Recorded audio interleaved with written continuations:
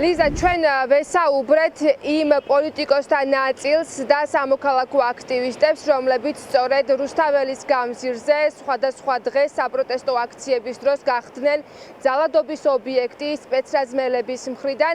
მათთვის განსაკუთრებულად რთული აღმოჩნდა სწორედ იმის ყურება, თუ როგორ აჯილდოვებს რეჟიმი მოძალადე პოლიციელებს. მათთვის ნაცნობი სახეები აღმოაჩინეს სწორედ ამ დაჯილდოვების ცერემონიალის დროს. ნახეს ის პოლიციელები, რომლებიც მხილებულნი არიან უშუალოდ ძალადობაში, მაშინ როდესაც საპროტესტო აქციები მიმდინარეობდა რუსთაველის გამზირზე და აქტიურად არბევდნენ მოქალაქეებს, თუ როგორ ძალადობდნენ მშვიდობიან მომიტინგეებზე. სწორედ ეს პოლიციელები არიან ახლა დაჯილდოვებულები.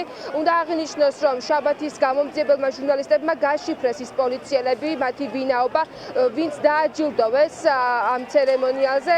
ეს არის მაგალითად ღირსების ორდენი გადასცეს ანზორ ხმიადაშვილს, ის დარბევების მეთაურია და როგორც ირკვევა, ხმიადაშვილი ეგრეთ წოდებული მორბენალების ერთ-ერთი მეთაურია, ასევე ღირსების медали მისცეს დარბევების მონაწილეს, ხარებას მოადგილის სანქცირებული მილერი ლაგაზაურის შვილს, ალუდა ლაგაზაურს და ასევე როგორც ცნობილი ხდება, ზურაბ ციკლაური დააჯილდოვეს, რომელიც ასევე დარბევების დროს მართავდა წყლის ჭავლის მანქანებს, ასევე წყლის ჭავლის მანქანებს მართავდა დავით წოფურაშვილი, რომელსაც ასევე медали მამაცობისთვის გადასცეს და სწორედ ეს პოლიციელები, რომლებიც მხილებულები არიან ხალხის ძალადობაში, დღეს დააჯილდოვა რეჟიმმა. ეს ნიშნავს მხოლოდ ერთ რამეს, როგორც აქტივისტებისთვის, ასევე პოლიტიკოსებისთვის, რომ რეჟიმის მთავარი გზავნილია, რომ ის არათუ დასჯის მოძალადე პოლიციელებს, არამედ დააჯილდოვებს და არავინ დაისჯება ქართული ოცნების ხელისუფლების პირობებში, ვიდრე ქართული ოცნებას აქვს ძალაუფლება, არც ერთი მოძალადე პოლიციელი არ დაისჯება. ეს არის სწორედ ის გზავნილი, რომელიც ამ დაჯილდოვებით გადასცა მთელ საზოგადოებას ივანიშვილის რეჟიმმა. პოლიტიკოსებს აქვთ მოლოდინი, რომ ეს დიდხანს ვერ გაგრძელდება და ხალხი ამ დაჯილდოვებას მოძალადე პოლიციელებისას სწორედ მკაცრ პასუხს გასცემს საპროტესტო აქციებით. ჩვენ ვხედავთ იმ ადამიანებს აჯილდოებენ, ვინც საქართველოს მოქალაქეებს არინდობენ. არინდობენ ჯარისკაცებს, აი მაგალითად ჯარისკაცი გაყრდით, ის ადამიანები, ვინც ჯარისკაცებს არცემენ პატივს, ბავშვებს არცემენ პატივს, ჯილდოვდებიან, აბსურდული ჯილდოებით. რეჟიმის მხრიდან არის წახალისება იმ პოლიციელების მიმართ, ვინც მოძალადე იქნება, ვინც დაიცავს მხოლოდ და მხოლოდ მათ ინტერესს და არა ქვეყნის ინტერესს. როდესაც დაიწყო დარბევები, პირველი აი მასშტაბური დარბევა როცა მოხდა, მშვიდობიანად ვიდექით რამდენიმე ადამიანი, წმენდის შემდგომ 5 ადამიანი ვიყავით დარჩენილი პარლამენტის მიმდებარე ტერიტორიაზე და რა თქმა უნდა მათ წმენდა განახორციელეს ჩვენივე 5 ადამიანის.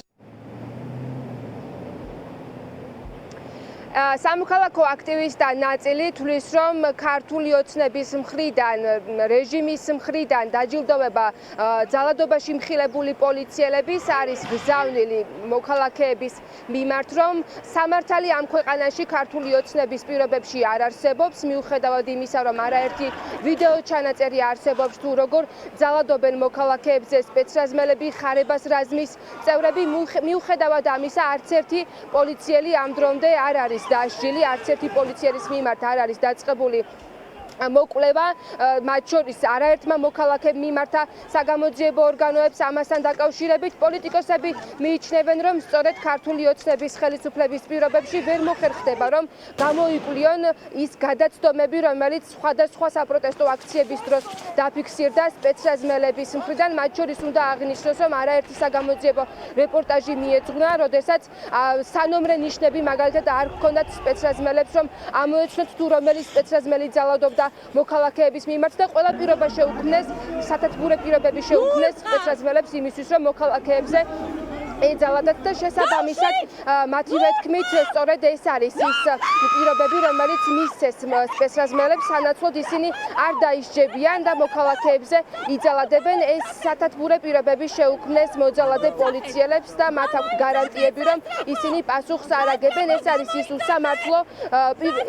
უსამართლო ქვეყანა, რომელიც შექმნა ქართულმა ოცნებამ. სწორედ ასეთია პოლიტიკოსების შეფასებები იმ დაჯილდოვებასთან დაკავშირებით, რომელიც ჩვენ პოლიციის დღესთან დაკავშირებით გამართულ ღონისძიებაზე ვიხილეთ.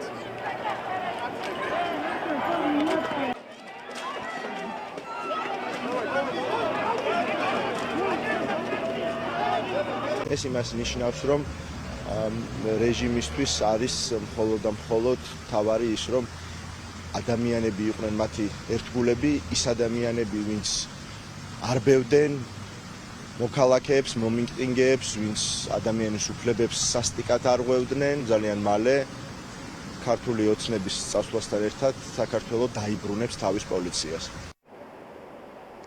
არაერთი გადაცდომის მიუხედავად ამ დრომდე ყველასთვის ცნობილია, რომ არც ერთი პოლიციელის მიმართ არ დაწყებულა მოკვლევა გადაცდომასთან დაკავშირებით. მოქალაქეებმა, პოლიტიკოსებმა არაერთხელ მიმართეს სპეციალურ საგამოძიებო სამსახურს იმისთვის, რომ გამოეკვლიათ თუ რა გადაცდომებთან იყო საუბარი, გადაცდომებთან დაკავშირებით იყო საუბარი. არაერთი პოლიტიკოსი ნახეთ ნაცემი, სამოქალაქო აქტივისტები, რომლებიც მოხვდნენ კლინიკებში, მათ სიცოცხლეს ემუქრებოდა საფრთხე და მიუხედავად ამისა, არც ერთ მათგანთან დაკავშირებით ამ დრომდე შედეგი არ დამდგარა, რომ რომელიმე პოლიციელი დასჯილიყო და ამ დროს პოლიციის დღესთან დაკავშირებით მიძღვნილ ღონისძიებაზე მოქალაქეებმა ნახეს, რომ დააჯილდოვეს ის პოლიციელები, რომლებიც სწორედ ხალხის მიმართ ძალადობაში არიან მხილებულნი. მადლობა ნინო, პირველების პირდაპირ ეთერში ნინო ელიკაშვილი საუბრობდა.